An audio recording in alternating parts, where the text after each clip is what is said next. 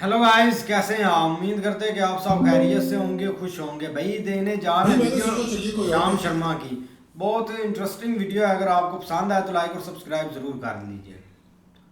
भाई मैंने सोचा चलिए कोई और टॉपिक देखते हैं इस वीडियो के लिए, लेकिन क्या करें, ये टॉपिक हमको ही नहीं छोड़ता। क्योंकि देखिए धुरंधर फिल्म बॉक्स ऑफिस पे कहर ढा रही है। ऑलरेडी 800 करोड़ वर्ल्ड वाइड ये फिल्म कमा चुकी है। ये फिल्म 1000 करोड़ तक बढ़ रही है भारत का 2025 का सबसे बड़ा ब्लॉकबस्टर बनने के लिए। लेकिन तभी इस फिल्म की कहानी खत्म होने के कगार पे आ गई। हमारे देश के सबसे अनबायस्ड इन्फ्लुएंसर ने कहा कि वो एक वीडियो में धुरंधर फिल्म को खत्म कर देंगे। पहली बात तो मुझे समझ नहीं आई कि भाई साहब ने फिल्म के 800 करोड़ बन जाने तक वेट किया, उसके बाद इसको डिस्ट्रॉय कर रहे हैं। थोड़ा पहले आया था, लेकिन फिर भी उसके बाद उन्होंने निकाली अपनी मैग्नम ओपस वीडियो धुरंधर को एक स्टूपिड मूवी कहते हुए। अब भाई साहब इस फिल्म को डिस्ट्रॉय करना चाहते थे, लेकिन फिल्म तो उनके वीडियो के निकलने के बाद और भी अच्छा बिजनेस करने लगी। बाहुबली का 9 साल पुराना रिकॉर्ड था जब उस फिल्म ने डे 16 पर 36 करोड़ कमाए थे। उस रिकॉर्ड को इनके वीडियो निकलने के बाद धुरंधर ने तोड़ दिया जब डे 16 पे उसने 38 करोड़ रुपीस कमाए। और उल्टा दुग्गल मियां के ऑडियंस ने उनके ऊपर ही ऑपरेशन सिंदूर चला दिया। लोग कह रहे हैं इस ऑडियंस से मरवाना had a face. Comment section में बवंडर हो रखा है। लोग कह रहे हैं कि ऐसा वीडियो देखने के बाद तो मैं फिर देखने जाऊंगा धुरंधर। लोग कह रहे हैं बहुत दर्द हुआ है बेचारे को, बोलने दे। कुछ लोग कह रहे हैं कीड़ा सिर्फ दांत में नहीं होता गाइस।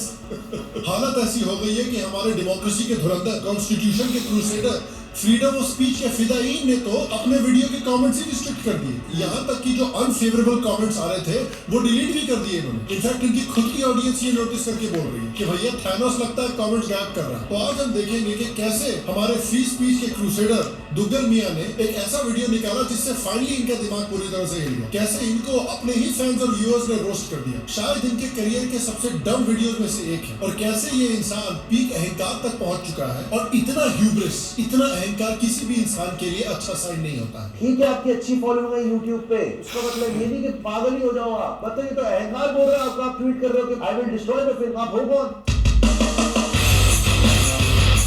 चाचा का दोस्त आया।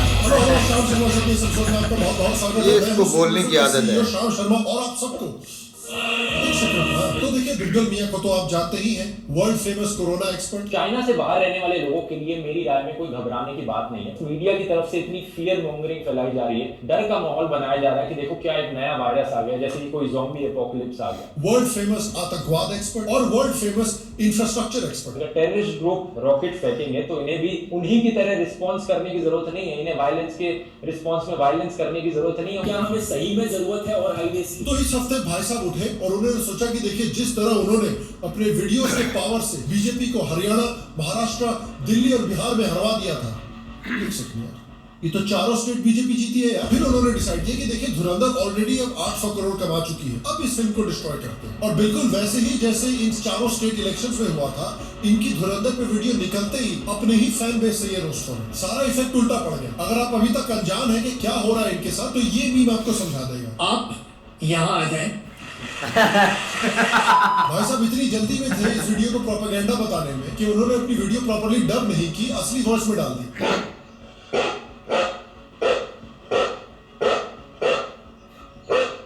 और धुरंधर के मेकर्स भी देखिए कैसे चैड है। जो वीडियो इन्होंने निकाला धुरंधर को अटैक करते हुए, उसी पर धुरंधर का ऐड चल रहा है। मतलब कहते हैं ना एब्सोल्यूट सिनेमा। दुग्गल मियां ने ये सब किया पाकिस्तान के लिए, लेकिन पाकिस्तान वालों से ही रोस्ट हो रहे। कहते हैं ना धोबी का कुत्ता ना भारत का ना पाकिस्तान का। इनकी वीडियो मैंने देखी और इनकी वीडियो देखने के बाद आप यकीन करें मेरी आंखों में आंसू आ। मुझे पता चला कि भारत जो है वो हमारी कंट्री में जासूस भी इन्होंने बताया, वरना तो हमें पता ही नहीं था। इनको लगता है कि यहाँ सबके सब जो है खास तौर पे वो भाई लोग, वो यानी कि हमारी एजेंसी वाले, वो तो ऐसा लगता है उनके ख्याल से वो बस मटरी सीलते रहते हैं, उन्हें कोई खबर नहीं कि क्या हो रहा है पाकिस्तान में। उल्टा इनकी छाती पे और सांप लौट रहे हैं, क्योंकि धुरंधर के जो बड़े बड़े स्टार्स हैं वो आरएसएस के 100 साल पूरे होने पर वीडियो बना के आरएसएस को बधाई दे रहे हैं। और देखिए मुझे समझ नहीं आ रहा कि इनको इस फिल्म पे इतना पाइल्स क्यों हो रहा है, क्योंकि सिर्फ कुछ सालों पहले ही इन्होंने ये कहा था। पद्मावती मूवी को अपोज करने वाले लोग कहते हैं कि भाई हमारी हिस्ट्री बिगड़ रही है। तो भाई अगर एक मूवी हिस्ट्री को बिगाड़ सकती है तो जाओ तुम भी फिल्म डायरेक्शन पे कोर्स करो, अपनी मूवी बनाओ, रिलीज करो, जो दिखाना है दिखाओ। हाँ तो बना ली ना, अब क्यों जल रही है आपकी? अब क्यों आपकी इतनी जोर से जल रही है कि अटलांटिक के क्रॉस मेरे को यहाँ तक बदबू आ रही है? भाई आदित्य धर ने वही किया है जो आपने फिल्म मेकर्स को कुछ साल पहले करने को बोला था, लेकिन दुग्गल मियां से रहा नहीं गया। उन्होंने देखा कि मूवी ने 800 करोड़ कमा लिए है, तो भाई मेरी रिस्पॉन्सिबिलिटी बनती है कि इस मूवी को 1000 करोड़ पार करवाया जाए, एक धक्का और दो। तो इस वीडियो के बारे में हम बात करने वाले हैं और हम ये भी बात करेंगे कि ये वीडियो कितना खराब है और कितना बैड फेथ है ऑनेस्टली, और इतना बैड फेथ है कि इसके खुद के फैंस और इसकी खुद की ऑडियंस इसको कमेंट्स में रोस्ट कर रहे हैं। लोग कह रहे हैं कि तेरे को सिर्फ YRF का रॉ और ISI वाले चुम्मा चाटी वाली मूवीज देखनी है। इनको हर भाषा में फिर गालियां पड़ रही है, तो इन्होंने कमेंट सेक्शन ही बंद कर दिया और जो अनफेवरेबल कमेंट्स थे वो डिलीट कर दिए, बाद में जस्टिफिकेशन दे रहे वीडियो बना के। अगर आपको वीडियो पे कमेंट करना है तो आपको सब्सक्राइबर होना पड़ेगा। ये देखकर इतना भड़क गए लोग कि हमारा फ्रीडम ऑफ स्पीच कहा गया, ध्रुव राठी ने हमारा फ्रीडम ऑफ स्पीच छीन लिया। भाई फ्रीडम ऑफ स्पीच वही है, बस इसे ट्रोल टैक्स समझ लो। अगर तुम्हें ट्रोलिंग करनी है तो उसके लिए टैक्स भरना पड़ेगा। हाँ भाई, इन्होंने अपना कमेंट सेक्शन ये बोल के रिस्ट्रिक्ट किया है कि भाई मैं तो हेटर्स को और अंधभक्त को ट्रोल्स कर रहा हूँ, लेकिन रियलिटी देखिए सबको पता। उनको लग रहा था कि प्रो इंडिया मूवी एक निकल के आई है, इतनी सुपर हिट हुई है, इसको अटैक करेंगे तो हमको कितना बहादुर बोला जाएगा, लोग हमारी कितनी तारीफ करेंगे। लेकिन मूवी इतनी अच्छी है और इतनी बड़ी सुपर हिट हुई है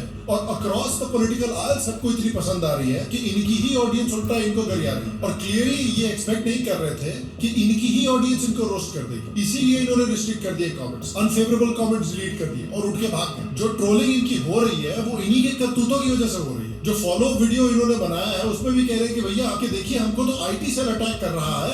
IT सेल ने कमेंट्स डाले इतने सारे क्योंकि हमारा लाइक्स टू डिसलाइक रेशियो बहुत अच्छा है, लेकिन यहाँ भी रियलिटी अलग है, लाइक्स टू डिसलाइक रेशियो कुछ और ही है। और ये कह रहे हैं कि IT सेल इनको अटैक कर रही है, IT सेल कमेंट्स डाल रही है, लेकिन ये खुद अपने ही स्टेटमेंट को कॉन्ट्रडिक्ट कर रहे हैं। भाई अनबक कितना पागल हो गए एक फिल्म को लेकर, और क्या क्या किया जा रहा है इनके द्वारा इस प्रोपेगेंडा फिल्म को डिफेंड करने के लिए, आप यकीन नहीं करोगे।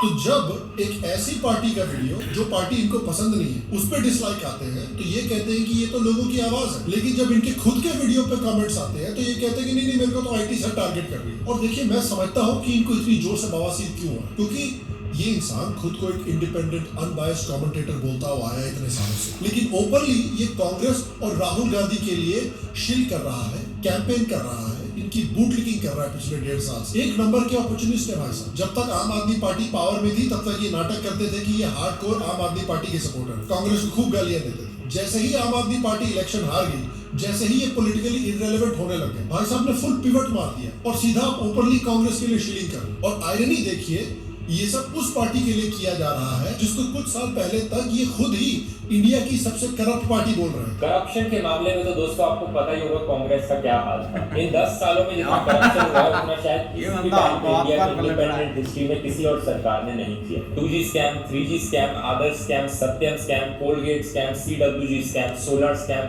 Cash for vote scam. तो अब इस वीडियो के बारे में बात करते हैं। पहली बात तो जैसा कि मैंने कहा, बहुत फनी बात है कि ये खुद कह रहे थे कि भाई तुमको अपनी मूवी बनानी है तो बनाओ, अपनी कहानियां बताओ। अब जब अपनी कहानियां बता रहे तो इनको बड़ी परेशानी होगी। ये तो वही बात होगी, कोई बंदा अपने छोटे भाई को बोलता है कि दे दे दे रिमोट छीन के दिखा, रिमोट छीन के दिखा।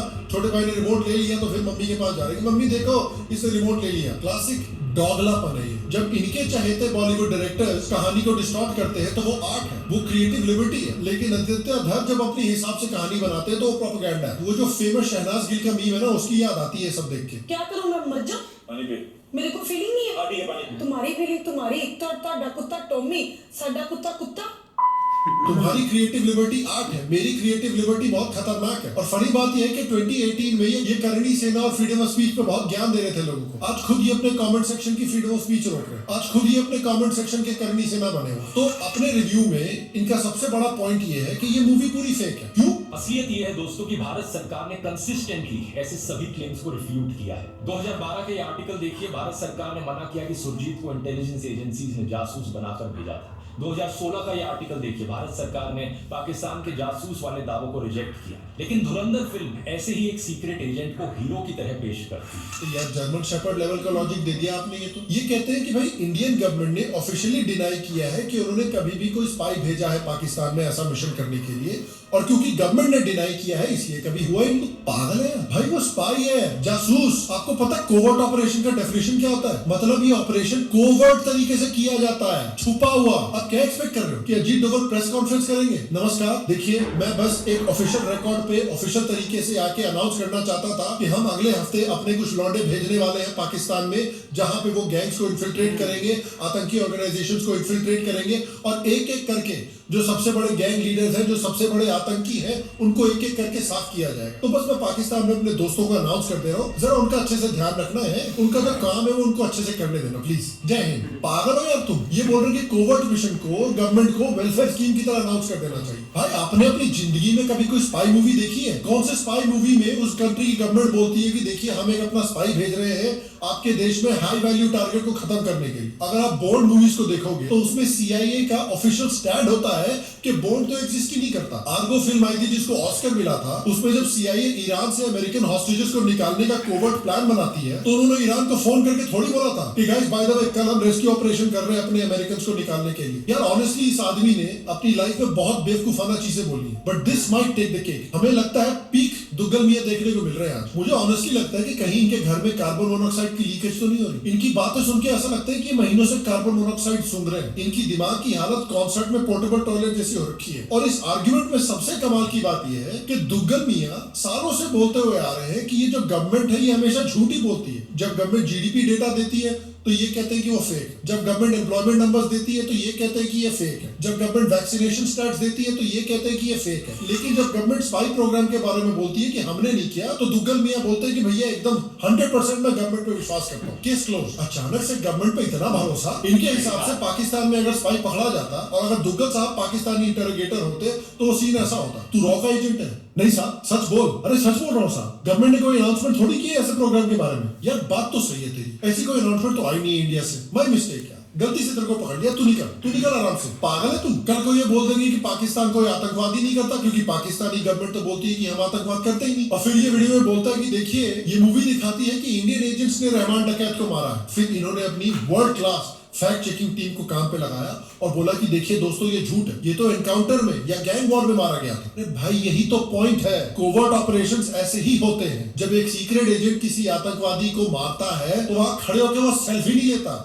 #feeling blessed, #motivation, #sigma grind set। पागल है तू? पूरा पॉइंट ही होता है कोवर्ट ऑपरेशन का कि इसे गैंग वॉर या एक्सीडेंट जैसा दिखाया जाए ताकि गवर्नमेंट के पास प्लॉजिबल डिनाइबिलिटी रह सके। ये जो इतने अननोन गनमैन पाकिस्तानी और खालिस्तानियों को निपटा रहे हैं, जो लोग एलिमिनेट हो रहे हैं, उनमें से कई लोग इंडिया की मोस्ट वांटेड लिस्ट पे भी हैं। हो सकता है कि ये एक इनसेन कोइंसिडेंस हो, लेकिन स्टोरी हम सबको पता है। लेकिन इंडियन गवर्नमेंट कभी भी ओपनली अननोन गनमैन का क्रेडिट नहीं लेगी क्योंकि पूरा पॉइंट ही यही है, प्लॉजिबल डिनाइबिलिटी। आइडिया ये है कि ये एलिमिनेशंस ऐसे दिखने चाहिए जैसे इंडियन गवर्नमेंट का इससे कोई लेना देना ही नहीं है। That is the point. इसके बाद ये भाई साहब आदित्य धर को सीधा नाज़ियों से कंपेयर करने लगे। लेकिन मैं यहाँ पर कहूंगा दोस्तों कि भले ही फिल्म कितनी भी अच्छी क्यों ना हो, लेकिन आखिर में है तो प्रोपेगेंडा ही। हिटलर के समय में नाज़ी प्रोपेगेंडा फिल्म मेकर लेनी रिफेनस्टाल ने फिल्में बनाई जैसे कि ट्रायम्फ ऑफ द विल। ऊपर से हिटलर की विचारधारा को बढ़ा चढ़ाकर दिखाने वाली ये झूठी प्रोपेगेंडा फिल्में अपने समय में बहुत प्रॉफिटेबल भी थी। यार इनको कंट्रोल करने की जरूरत है। इनके पिछवाड़े से जो धुआं निकल रहा है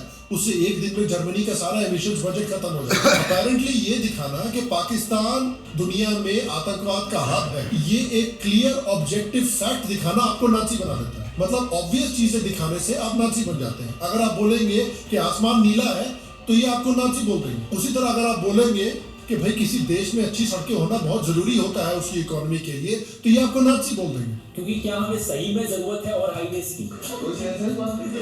क्या हमें सही में डबल हाईवेज की जरूरत है, डबल एयरपोर्ट्स की जरूरत है?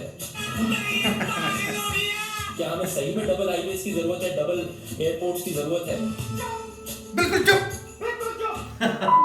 फिर वीडियो में ये क्लेम करते हैं कि कांग्रेस के गवर्नमेंट के समय पे पाकिस्तान में भले ही नकली नोट छपे जा रहे थे, लेकिन इसके ऊपर गवर्नमेंट ने बहुत प्रॉपर एक्शन लिया था। इंटेलिजेंस रिपोर्ट्स ने सजेस्ट किया कि पाकिस्तान में हाई सिक्योरिटी प्रेस में जाली नोट छापे जाते हैं और भारतीय अर्थव्यवस्था को हिलाने के लिए भारत में स्मगल किए जाते हैं। इस न्यूज आर्टिकल को पढ़कर आपको क्या फीलिंग आ रही है? यही ना कि हमारी इन्फोर्समेंट एजेंसीज अपना काम कर रही थी, इंटेलिजेंस एजेंसीज अपना काम कर रही थी और उनके इनपुट्स के आधार पर मंत्री एक्शन भी ले रहे थे। जबकि रियलिटी में जो महात्मा गांधी सीरीज के नोट्स थे जो 1996 से शुरू हुए थे, जिसमें 500 के नोट भी शामिल थे, एंड देन साल 2000 में इसी सीरीज में 1000 रुपीस के नोट्स को भी इंक्लूड कर लिया गया था। इस सीरीज को पी चिदम्बरम के फाइनेंस मिनिस्ट्री के अंदर डेलरू नाम के कंपनी को क्रिएट करने का कॉन्ट्रैक्ट दिया गया था। एंड देन कुछ समय बाद ये सेम कंपनी आरबीआई को हाई सिक्योरिटी पेपर्स भी प्रोवाइड करने लगी। बाय द वे, इस सेम कंपनी पाकिस्तान के लिए भी सेम काम कर रही थी, बट स्टिल ये काम 2009 तक चला और फिर 2009 में इस कंपनी का कॉन्ट्रैक्ट खत्म किया गया। 26/11 के अटैक्स के भी कई महीनों के बाद फिर भी काम चलता रहा और 2011 में ये न्यूज आई कि डेलारू जो आरबीआई को सिक्योरिटी पेपर सप्लाई करता था, उसमें एक मेजर सिक्योरिटी लैप्स था, जिसके बाद इंडिया ने डेलारू से पेपर खरीदना बैन कर दिया था। ये इन्होंने अपने वीडियो में दिखाया, लेकिन जो चीज पर्पसफुली इग्नोर की गई है वो ये है कि कांग्रेस गवर्नमेंट ने डेलारू कंपनी को बैन तो किया, फिर भी 500 और 1000 के नोट्स को डीमोनेटाइज नहीं किया गया। बेसिकली पाकिस्तान तब भी 500, 1000 के नकली नोट छाप सकता था और इसी वजह से 2012 में ये जो फेक नोट्स थे वो 400% से ज्यादा इंक्रीज हुए थे। और 2013 में अचानक से कांग्रेस के एक ब्यूरोक्रेट अरविंद मायाराम ने डेलारू के साथ कॉन्ट्रैक्ट को फिर से रिज्यूम कर लिया था और 3 साल के लिए एक्सटेंड कर दिया। और बाद में इसी आदमी के ऊपर सीबीआई इंक्वायरी बिठाई गई थी, जिसमें एलेज किया गया था कि इंडियन ऑफिशियल्स एक क्रिमिनल कंस्पिरेसी और चीटिंग में इन्वॉल्व थे इन फेक नोट्स को लेकर। एलिगेशन ये लगाया गया था कि ये पोटेंशियली पाकिस्तान के साथ डीलिंग्स कर रहे थे। इतनी बुरी तरह से इंडियन सिक्योरिटी कॉम्प्रोमाइज थी। फिर आगे बढ़ते हैं। स्विफ्ट रिस्पांस और कोऑर्डिनेशन की कमी भी देखी गई, लेकिन क्या हम इन फेलियर्स की वजह से ये अज्यूम कर सकते हैं कि मनमोहन सिंह की सरकार गद्दार थी और उन्होंने जानबूझकर ये हमला होने दिया? अगर आप ऐसा कहोगे तो अटल बिहारी वाजपेयी की सरकार और मोदी सरकार भी उस गद्दारी के कटघरे में आ जाएंगे। यहाँ ये भाई साहब मनमोहन सिंह की गवर्नमेंट को डिफेंड करने की कोशिश कर रहे हैं, क्योंकि देखिए आज के लिए आम आदमी पार्टी को छोड़ चुके हैं। Now Congress party is my best friend. वो कहते हैं कि देखिए हाँ, मनमोहन सिंह गवर्नमेंट के पास इंटेलिजेंस इनपुट्स आए थे 26/11 के, लेकिन वो फेल हो गए थे। लेकिन उन्होंने कहा कि देखिए फिर भी वाजपेयी गवर्नमेंट के पास भी इनपुट्स आए थे कारगिल के पहले, वो भी फेल हो गए थे। मोदी गवर्नमेंट के पास भी इनपुट्स आए थे पुलवामा के पहले, वो भी फेल हो गए थे। तो आप मनमोहन सिंह को अगर गद्दार कह रहे हो तो वाजपेयी भी गद्दार है, मोदी भी गद्दार है। चाहे IC-814 का कांधार फ्लाइट हाईजैक हो, कारगिल वॉर हो, 2016 का उड़ी टेरर अटैक हो या 2019 का पुलवामा आतंकी हमला हो, इन सब के लिए भी इंटेलिजेंस पहले से ही मौजूद था। पर देखिए यहाँ पर एक इंपॉर्टेंट कैवियट डालना जरूरी है, क्योंकि प्रॉब्लम सिर्फ इंटेलिजेंस फेलियर की नहीं है। इंटेलिजेंस फेलियर हो सकता है, इंटेलिजेंस फेलियर CIA से भी हुआ है, इंटेलिजेंस फेलियर मोसाद से भी हुआ है, क्योंकि 9/11 हुआ अमेरिका में, उसके बाद 7 अक्टूबर के अटैक्स हुए इजराइल में, ये भी इंटेलिजेंस फेलियर है। लेकिन there are a few very important differences. Difference number 1 है स्केल का। आप इन ग्राफिक्स को देखिए और आप देखिए कि शेयर नंबर ऑफ अटैक्स जो हुए हैं भारत में यूपीए के टेन्योर में। ये ग्राफिक आपको दिखाता है 45 जो सबसे हाई प्रोफाइल अटैक्स हुए थे सिर्फ 10 सालों में। आप इमेजिन कीजिए 45 अटैक्स, जिसमें 1100 से ज्यादा लोगों की जान गई थी। और ये तो सिर्फ मेजर अटैक्स है, छोटे अटैक्स तो इस ग्राफिक में डाले भी नहीं है। मीनवाइल जो भारत में पिछले 10 सालों में अटैक्स हुए हैं आतंकवादी, उनको आप अपने फिंगर टिप्स पे गिन सकते हैं, जो बीजेपी के राज में हुए। सेकंड बड़ा डिफरेंस है कि अटैक्स हुए, लेकिन उस पे रिस्पांस क्या हुआ, यूपीए का वर्सेस बीजेपी का। गद्दार वर्ड मैं मान सकता हूं स्ट्रांग है, लेकिन ये वर्ड इसलिए यूज किया जा रहा है क्योंकि अटैक्स होने के बाद पॉलिटिशियंस ने क्या किया। तो पाकिस्तान जो असली कल्प्रिट है, पाकिस्तान जिसने प्लान किया, एग्जीक्यूट किया अटैक, उनको ब्लेम करने के बजाय कांग्रेस पार्टी के सीनियर लीडर्स, बॉलीवुड के फेमस डायरेक्टर्स किताबें पब्लिश कर रहे थे और उनको प्रमोट कर रहे थे, जिसमें आरएसएस को ब्लेम किया गया था 26/11 अटैक्स के लिए। जब अजमल कसाब जेल में बैठा हुआ था, जब पाकिस्तान मान रहा था कि ये उन्होंने किया है, तब रूलिंग पार्टी के इंपॉर्टेंट लोग इंडिया की एक ऑर्गेनाइजेशन पे ब्लेम डालने की कोशिश कर रहे थे, इसलिए उनको गद्दार बोला गया है। क्या जब कारगिल हुआ था उसके बाद अटल बिहारी वाजपेयी ने कारगिल के अटैक को कांग्रेस की साजिश बोला था? जब पुलवामा का अटैक हुआ था तो क्या मोदी गवर्नमेंट ने किताब निकाली थी जिसमें पुलवामा अटैक के लिए ओवैसी को ब्लेम किया था उन्होंने? नहीं, बीजेपी के राज में हाँ अटैक हुए, लेकिन असली कल्प्रिट को ब्लेम किया गया। और हर एक अटैक के बाद इंडिया ने रिस्पॉन्ड किया इन काइंड, और जितनी कैजुअलिटीज भारत में हुई थी उससे 3 से 5 गुना ज्यादा पाकिस्तानियों के ऊपर डाली गई। इंडिया ने रूल्स ऑफ एंगेजमेंट को पाकिस्तान के साथ रीराइट किया कि ये नया भारत है, ये घर में घुसेगा और घर में घुस के मारेगा भी, जो उखाड़ना उखाड़ लो। गड्ढे में गया तुम्हारा इंटरनेशनल बॉर्डर, गड्ढे में गया तुम्हारा इंटरनेशनल रूल्स ऑफ एंगेजमेंट। जरूरत पड़ी तो मुनीर की चड्डी में जाके रॉकेट डाल के आएंगे। अब देखिए, ये बात आप इनके कमेंट सेक्शन में जाके लिख सकते हैं कि भाई 26/11 के लिए क्यों कांग्रेस ने ब्लेम किया आरएसएस को, लेकिन मत डालिए क्योंकि आपको तो पता ही है कि ये डिलीट कर दिया जाएगा कमेंट। उन्होंने मूवी के ऑडियो पर भी ऑब्जेक्शन उठाया। वो कह रहे हैं कि जब मूवी में अटैक होता है तो आतंकी पाकिस्तान जिंदाबाद नहीं कहते, ओला उबर बोलते हैं। और फिर वो कहते हैं कि जब एक बड़ा विलन मरता है, मैं स्पॉइलर नहीं देना चाहता बहुत ज्यादा आपको, तब बैकग्राउंड में जय हिंद नहीं बजता, बल्कि असतो मां सद्गमया बचता है। दुग्गल साहब इस बात पे नाराज हो रहे हैं कि संस्कृत श्लोक क्यों बच गया यार यहाँ पे, क्योंकि असतो मां सद्गमया का मतलब होता है lead me from falseness to truth, from darkness to light. जब एक बुरे का अंत होता है तो डार्कनेस खत्म होती है। ये एक पोएटिक फिलोसॉफिकल एंडिंग है, क्लासी है। टैलेंटेड फिल्म मेकर्स ऐसे ही काम करते हैं, इसे आर्ट कहते हैं, जिसको आप अपेरेंटली बड़ा प्रमोट कर रहे थे। लेकिन अगर मूवी में जय हिंद भी बैठा तो उसको भी आप हाइपर नेशनलिज्म ही बोल देते ना, आप उससे भी कहाँ खुश होते। देखिए पाकिस्तानी पेट्रियट राठी मियां फ्रस्ट्रेट इसलिए हो रहे हैं, उसके पीछे वही रीजन है कि ये फिल्म के रिलीज होते ही जब बड़े बड़े क्रिटिक्स मेल्टडाउन मोड में आ गए थे, क्योंकि दुग्गल मियां और ये क्रिटिक्स एक ऐसी जनरेशन का हिस्सा है जिनको हमारे एजुकेशन सिस्टम ने बचपन से ही ट्रेन किया है कि जो भी चीज प्रो इंडियन है उसमें कुछ ना कुछ प्रॉब्लम निकालो। मतलब उनको एक डिफॉल्ट सेटिंग दे दी गई है कि इंडिया को सस्पिशन से देखना है, इंडिया को इरिटेशन से देखना है, और इंडिया के खिलाफ, इंडिया के कल्चर के खिलाफ हमेशा एक डिसलाइक होना चाहिए। और ये सिर्फ एजुकेशन सिस्टम नहीं, एस्टैब्लिशमेंट बॉलीवुड और लेगेसी मीडिया ने भी कंडीशनिंग की है लोगों की। प्रो इंडिया बड़ी खराब चीज होती है, इंडियन कल्चर बड़ा बैकवर्ड है, बड़ा खराब है, हमको बाहर वाले इन्वेडर्स ने यहाँ पर आके सिविलाइज किया है,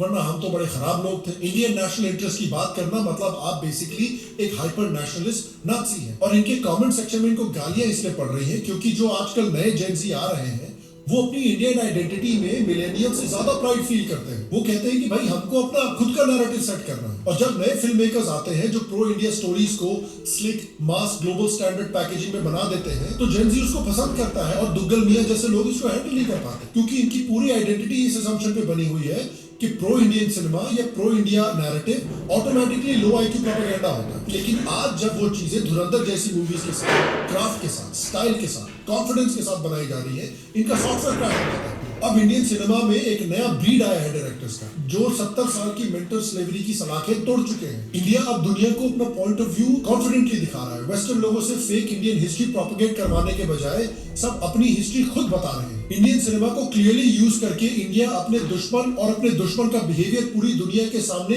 एक्सपोज कर रहा है confidently. Indians finally soft propaganda बेहतरीन तरीके से कर रहे हैं। धुरंधर ने पाकिस्तान के माइंडसेट और एस्टैब्लिशमेंट के क्राइम्स पर ब्रूटल अनअबैश्ड नजर डाली है, लेकिन उसका एग्जीक्यूशन एक स्लिक मास ऑडियंस फ्रेंडली तरीके से किया गया है। ये एक मैसिव कल्चरल और सिविलाइजेशनल विन है। एक नॉन इंडियन भी इस फिल्म को देख सकता है और इमीडिएटली इंडियन कॉज के साथ, इंडियन पॉइंट ऑफ व्यू के साथ सिंपैथाइज करेगा। इसलिए इन लोगों की जल रही है। यही है इस फिल्म का सीक्रेट वेपन। अब Indian directors nuance pro India point of view रख रहे हैं पूरी दुनिया के सामने, चाहे RRR हो, कांतारा हो, उरी हो, शेरशाह हो, छावा हो, धुरंधर हो। और हमारी जेन ज़ी जो है वो इस कॉन्फिडेंट सिनेमा को पसंद कर रही है। इसीलिए ये जो फिल्में हैं पिछले 10 साल के सबसे बड़े ब्लॉकबस्टर्स रहे हैं। इंडिया फाइनली इंडियन सिनेमा को, जो इंडिया का सबसे स्ट्रॉन्ग सॉफ्ट पावर वेपन्स में से एक है, उसको प्रॉपर्ली अब सॉफ्ट पावर वेपन की तरह यूज किया जा रहा है। और जेन ज़ी का मूड भी यही है। जेन ज़ी एक ऐसे इंडिया में बड़ी हुई है जो डेवलप कर रहा है, ग्रो कर रहा है, ग्लोबल स्टेज पे स्ट्रॉन्गर बन रहा है और कॉन्फिडेंट बन रहा है। तो नेचुरली उनके अंदर भी एक नेचुरल कॉन्फिडेंस आता है कि हाँ भाई मैं इंडियन हूँ और मुझे अपनी आइडेंटिटी और अपनी सिविलाइजेशन पर गर्व है। इसलिए वो ऐसी मूवीज देखना चाहते हैं जो उनकी प्राइड को रिफ्लेक्ट करें, जो इंडिया को हमेशा गिल्टी, कंफ्यूज, अपॉलोजेटिक मूड में ना दिखाए, बल्कि एक कॉन्फिडेंट और पावरफुल देश की तरह दिखाए। दुग्गल मियां एक पुरानी माइंडसेट वाली जनरेशन से आते हैं जो इंडिया को हमेशा बैकवर्ड, पुअर, गरीब, डिसफंक्शनल देखना चाहती है। और जब Indians genuinely national pride develop करते हैं तो उनका पूरा सॉफ्टवेयर क्रैश हो जाता है। और इसलिए मैं बोल रहा हूँ कि इस वीडियो ने उनका दिमाग तोड़ दिया। क्योंकि देखिए भारत में एक बहुत फेमस सही है, जब नाश मनुष्य पे आता है पहले विवेक मर जाता है, उनकी ह्यूमिलिटी खो जाती है। ये अपनी हाइट में कुछ ज्यादा ही खो जाते हैं। और जब आदमी का विवेक मर जाता है, जब उनकी ह्यूमिलिटी खत्म हो जाती है, तब अक्सर दुनिया में हमने देखा है कि उनके डाउनफॉल की शुरुआत हो जाती है। ये ट्रेंड है जो मैंने पाकिस्तानी पेट्रियट दुग्गल मियां के साथ नोटिस किया है। सेम ओवर कॉन्फिडेंस इनके पास था जब इन्होंने बोला था कि ये वीडियो बना के बीजेपी को हरियाणा में हरा देंगे। हरियाणा में बीजेपी जीत गई। हम वीडियो बना के महाराष्ट्र में बीजेपी को अकेले हरा देंगे, महाराष्ट्र में जीत गई। सेम प्रोसेस इन्होंने दिल्ली और बिहार में भी किया था। दिल्ली और बिहार में भी शानदार तरीके से बीजेपी जीती है। और अब सेम चीज धुरंधर में भी हुई है। इनके वीडियो से कहीं धुरंधर 1000 करोड़ की पार न कर ले। तो ये आदमी बरखा दत्त से भी बड़ी पनौती बन गया है आज की दुनिया में। और मैं जेन्युइनली नहीं मानता था कि बरखा दत्त से भी बड़ी कोई पनौती हो सकता है। इनका अहंकार एक ऐसे लेवल पे चला गया है कि normie, non political sports shows भी अब इनको रोस्ट कर रहे हैं। भूल राखी थी, आप बहुत बड़े यूट्यूबर हैं, हमारे हिंदुस्तानी हमारे भाई हैं। भाई आप इंटेलेक्चुअल बनने की कोशिश मत करा करो यार। और गॉड से जो नहीं पता आपको उसके ऊपर वीडियो ना बनाए। क्यों गालियां खा रहे हो यार लोगों से? आपको अकल नहीं है किस बात के बारे में क्या बोल रहे हो, आपको खुद समझ नहीं आ रही। आप लिख रहे हो 1 YouTube video will destroy 300 crore film, मतलब आप अपने आप को क्या बदमाश समझने लगते हो? अरे आपको सही में लगना लग गया कि आपकी इतनी औकात है कि आप एक वीडियो बाकी यार बहुत कमाल की वीडियो थी, लेकिन देखा जाए ना भाई इस वीडियो की काफ़ी कंट्रोवर्सी स्टार्ट हुई है, क्योंकि धुरंधर मूवी ने भाई काफ़ी ना बिजनेस मतलब कि बहुत सारी जो मूवी एक हिट हुई थी ना, या उन्होंने जितना बिजनेस किया था भाई उनसे वो मतलब कि लीड कर गया है। उन कम वक्त में भाई पैसा सबसे ज़्यादा कमा गया धुरंधर मूवी, क्योंकि उसने काफ़ी चीज़ें मतलब कि इसमें शो किया। अब देखा जाए ना ध्रुव की बात करें तो भाई मैंने भी उसकी ये वीडियो देखी थी, लेकिन उसमें मुझे नहीं लगता कि कोई लॉजिक एक नज़र आया और सारा सीन है। अब देखो ना यार, एक तो बंदा वो रहता है आउट ऑफ कंट्री, जर्मनी में रहता है, और मतलब कि किसी कंट्री में भी रहता है, आउट ऑफ कंट्री है बेसिकली। उसने शादी एक जर्मन लड़की से की हुई है और हर वीडियो इंडिया के अगेंस्ट ही मतलब कि बनाता है, कभी हरियाणा इलेक्शन पर, कभी किसी पर, कभी किसी पर। अब देखो ना, इंडिया फ्रीडम स्पीच है, उधर लोग फ्रीडम अपना है भाई, बोल सकते हैं, सारा कुछ कर सकते हैं, एक लॉ उधर है। लेकिन जब आप ओपनली मतलब कि एक प्राइम मिनिस्टर को बोल देते हैं ना कि टेररिस्ट है या इसने एक्टिविटी ये सारी की हुई है, तो उनका यही है कि भैया आपको इतना फ्रीडम दे रहे हैं कि आपकी वीडियो चला रहे हैं, नहीं तो इतना मतलब कि कोई देता नहीं है। अब हमारे पाकिस्तान की बात करें तो इधर इतने बड़े बड़े चैनल मतलब के बंद हुए हैं, बेसिकली एक स्टैब्लिशमेंट का नाम लेते थे और उनके चैनल बंद हो जाते थे। प्राइम मिनिस्टर तो दूर की बात रहेगी, तो इतना फ्रीडम बहुत होता है। लेकिन मूवी ने भाई सारी एक रियलिटी दिखाई है जो कुछ होता था। अब कल परसों भी हमने एक जसूस वाली वीडियो बनाई थी, हम भी स्पाई पर लड़ रहे थे कि स्पाइयों का ख्याल नहीं रखा जाता, ऐसा कुछ नहीं। स्पाई जब बनता है ना तब भाई किसी गवर्नमेंट का कोई हक नहीं है, उन्होंने बस जसूस को बोलना कि आप दूसरी कंट्री में चले जाएं। अब आपका आप हमको नहीं जानते, हम आपको नहीं जानते, आपके साथ जो हम कोई जिम्मेदारी नहीं है आपकी, क्योंकि ऐसे तो मतलब कि जसूस ही नहीं होती अगर आप पीछे से ख्याल रखना स्टार्ट कर दें। तो बेसिकली ना ये बंदा टारगेट करना चाहता था मूवी को, लेकिन इसके जो सब्सक्राइबर है ना वो इसके खिलाफ हो गए कि आप गलत इधर बात कर रहे हैं, कोई इधर लॉजिक नहीं इसमें। लेकिन ये भी वीडियो अच्छी थी। बिल्कुल यार, हर एक चीज़ में ना ध्रुव को हमने देखा है आते हुए, चाहे कोई भी एक टॉपिक हो, मतलब पॉलिटिक्स हो, कोई मूवी हो, या कोई एक इंडिया में ट्रेंड चल जाता है, या कोई मुस्लिम हिंदू वाली बात हो, तो उन्होंने ना बीच में ज़रूर आना है, आना भी चाहिए, लेकिन ये कि एक लॉजिक के साथ। पहले चलो उन्होंने जो वीडियोस बनाई लोगों को पसंद आए, किसी को नहीं पसंद आई, चाहे उन्होंने एक प्राइम मिनिस्टर के खिलाफ बोला या चाहे जैसे भी। लेकिन अब ये एक मूवी की बात करें ना, तो मूवी में तो किसी को कोई प्रॉब्लम नहीं। जैसे आप देख ले कि वो बिजनेस कर रही है, लोग देखने जा रहे हैं, हर तरह से किसी को कोई इशू नहीं है। लेकिन एक जो ध्रुव रेड्डी इसने बोला कि मैं बीच में अपनी ना टांग अड़ा दूं, बाकी लोगों ने तो नहीं अड़ाई, मैं ही कुछ कर दूं, उसने भाई वीडियो निकाल दी। उसके बाद जो सारे इंडियंस हैं जिन्होंने देखी या उनकी वीडियो देखी, तो उसके बाद वो उसके खिलाफ हो गया भाई कि आप ये बोल क्या रहे हैं, चाहे आप एक उठाने हैं या जो चीज़ें करनी है वो एक तरीके से होती हैं। आप तो भाई खुल्लम खुल्ला है, खुलकर एक सामने आ गया, एक प्राइम मिनिस्टर को ऐसे बोलना, पूरे अपनी कंट्री को ही एक भाई बीच में ले लेना। नहीं, लोगों ने बड़ी उतारी इसकी इस दफा। भाई वीडियो बहुत अच्छी है, जैसा कि स्टार्ट में भाई ने बताया ना भाई, ये जो जसूस बनाते हैं ना, जब या उनको तैयार करते हैं या जब उनको आगे लॉन्च करते हैं, तो भाई जब तक ये उनके मुताबिक काम कर चलते रहते हैं, उनका अपने साथ काम करवाते रहते हैं, जब भाई वो पकड़े जाते हैं ना, तो उस वक़्त भाई ना वो बताता है कि मैंने उन्होंने मुझे भेजा है, उस वक़्त इनका काम जो है ना वो ख़त्म हो जाता है। उसके बाद ना इनका कोई लेना देना उस अपना जसूस से होता है, ना जसूस का कोई इनके मुल्क के साथ होता है। ये नहीं कि सिर्फ ये पाकिस्तानी जसूस भेजता है, इंडिया नहीं भेजता, ये दोनों मुल्क ही भेज रहा भाई, बल्कि सारे मुल्क ये काम करते हैं। दूसरी बात भाई, फिल्म एक बनी है, फिल्म चल भी रही है, 800 करोड़ रुपया भी उसने कमा लिया है, किसी बंदे ने उस वक़्त तक इतराज़ नहीं किया। अब भाई इन्होंने इतराज़ लगाना शुरू कर दिया है। ये एक चीज़ देखें, जिस बिलावल साहब ने ये इतराज़ लगाया था, वो जिस महफिल में जाता है वहाँ पर वो गाना उसी का चल रहा होता है। तो भाई इसका वो दरख्वास्त देने का या उसको रोकने का फ़ायदा क्या हुआ है? पूरे पाकिस्तान में ये उसी फिल्म के जनाब गाने चल रहे हैं। या तो फिर पूरे पाकिस्तान को पकड़ो कि ये आप लोग क्या कर रहे हैं, कोई यूट्यूब से उसको रिसर्च करके चेक कर रहे हैं, अपना देख रहा है, कोई किसी साइड से देख रहा है, इधर तो किसी को एक बंदा भी बता दे जिसको आप रोक सकते हैं। तो वो असल जो इशू है ना भाई, वो जो इशू बड़ी देर से दबा हुआ था ना, वो अब जो यंग जनरेशन है उसके सामने भाई एक नए तरीके से उभर कर आ रहा है, खुलकर सामने आ रहा है। और इसी चीज़ की इनको मर्ची लगी है कि यार ये तो बहुत पुराने साल, बड़े सालों से दफन हो गया था, इन्होंने नया मुद्दा उखेड़ दिया है। तो इसके ऊपर भाई बहुत ज़्यादा जो है ना ये खींचातानी हो रही है। देखते हैं अब क्या बनता है, लेकिन वीडियो बहुत अच्छी है भाई, वीडियो बहुत प्यारी है भाई। देखो ना कि भाई जो भाई अब ये अपना मूवी जो है ना, जो अपना भाई डिलीट करना चाहता है या बंद करना चाहता है, उसे भाई ये पता ही नहीं चला कि इतनी देर होगी मूवी चलते हुए, ये आप भाई अपना कैसे उसको भाई ख़त्म कर सकता है। $800 भाई अपना 800 करोड़ मौलवी साहब है, 800 करोड़ भाई उसने कमा लिया। और भाई जैसे भाई उस भाई ने बंद करने की कोशिश की, वो और भाई ज़्यादा तेज़ स्पीड पकड़ ली उसने। लेकिन भाई उसको अब तकलीफ क्या है इस मूवी से, ये पूछो मौलवी साहब इससे, ये बंदा क्यों चाहता है उसके मुताबिक उन्होंने बनाई है या क्या मसला है कि उस भाई को मसला हो तो फिर मसला तो होना चाहिए था पाकिस्तान को।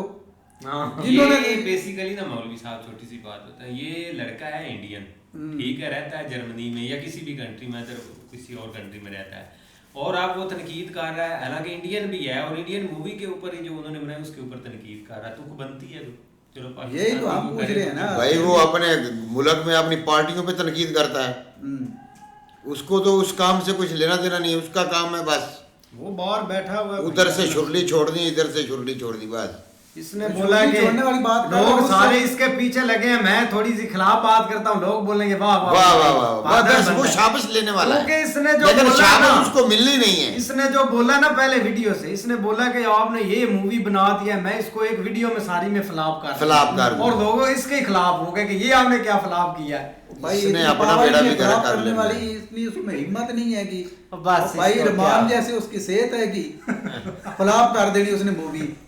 वो यार आपके फ्लॉप करने से जो बंद होती है तो फिर भाई कर दे, आप देखते हैं भी कैसे बंद होती है, वो कर लेते हैं इसको गुस्ताख।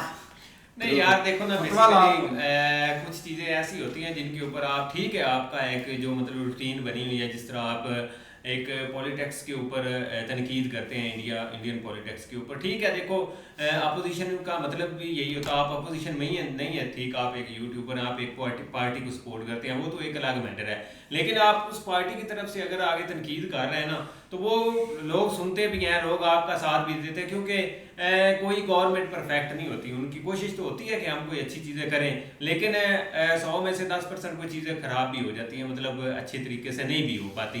तो उसके लिए अपोजिशन का मतलब यही होता है कि वो तनकीद करते हैं या एक रास्ता या एक बताते हैं कि भाई यहाँ पे आप गलत कर रहे हैं। तो आप इसी हवाले से आप इलेक्शन दे लो, बाकी स्टेट्स इलेक्शन हुए हैं या और भी बहुत सारे मामले इंटरनल हुए हैं, आपने उसके ऊपर वीडियो बनाई, लोगों ने आपको अप्रिशिएट भी किया, बहुत सारी यंग जनरेशन ने इलेक्शन में आपका साथ भी दिया, लेकिन ये नहीं कि हर तरफ अब एक उड़ता तीर आपने ये कुछ तोक नहीं बनती। अब एक मूवी बन गया है, आपके कंट्री के अंदर मूवी बनती है, आपका वो टॉपिक ही नहीं है, आपका वो किसी तरीके से कोई सेंस ही नहीं बनती उस मूवी की। एक सक्सेसफुल मूवी बनी है, हर एक बंदा जो भी देख रहा है भाई वो इस चीज़ के ऊपर दाद दे रहा है और वो मतलब उसने पसंद ही की है कि एक अच्छी मूवी है। हाँ, पाकिस्तान के अंदर उसके ऊपर तनकीद बनती थी या लोग कर भी रहे हैं, यहाँ तक कि लोग तनकीद भी कर रहे हैं और देख भी रहे हैं, ये नहीं कि नहीं देख रहे हैं। अब हमारे वो जो बिलावल है वो मतलब अब वो हर तरफ छाया हुआ इसलिए है क्योंकि उसने वो एंट्री ली है उस म्यूजिक के ऊपर। तो मतलब ये कि आप थोड़ा सा उस चीज़ को कहते हैं कि यार ये एक अच्छा किया और आपके व्यूज़ उस हिसाब से आ जाते या लोग पसंद करते, लेकिन जैसे ही आपने उसको थोड़ा उलट ले गया तो आपके चाहने वाले भाई आपके खिलाफ हो गए। ठीक है ना, ये थोड़ी सी चीज़ नहीं होनी चाहिए थी, बाकी सही रोस्ट किया है। ऐसे ये बहुत अच्छी वीडियो थी, अगर आपको वीडियो पसंद आए तो वीडियो को लाइक और चैनल को सब्सक्राइब जरूर कर लीजिए।